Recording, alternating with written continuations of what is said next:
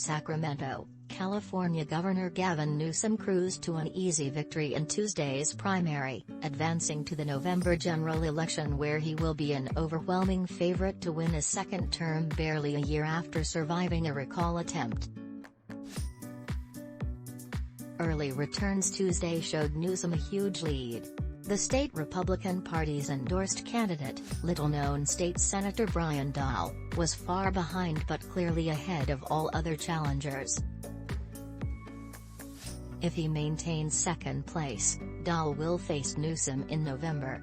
In the U.S. Senate race, Democratic incumbent Alex Padilla had an equally easy time advancing to a November runoff.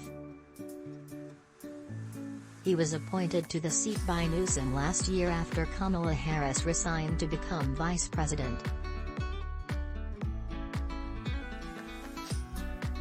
Padilla was on the ballot twice, once to complete the final few months of Harris' term and another in a race for a full 6-year term that begins in January.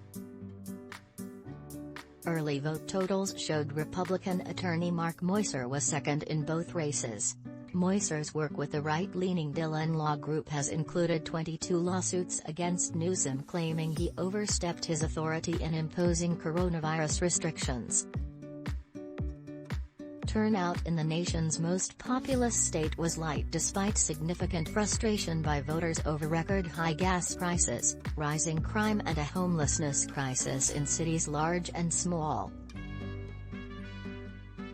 But despite those problems, Democrats are expected to maintain their stranglehold on state offices and in the legislature.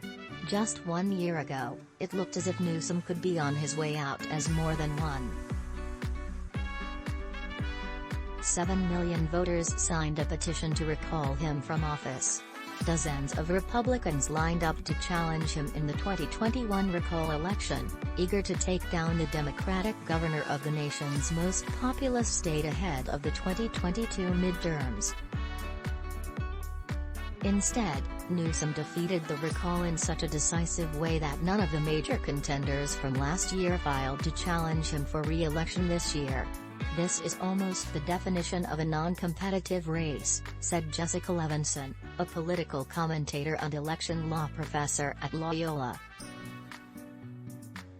Freed from the political pressure that typically accompanies governors during an election year, Newsom has sought to further establish California as the anchor of the nation's left wing. He has vowed to make California a sanctuary for women seeking abortions should the U.S. Supreme Court overturn Roe v. Wade.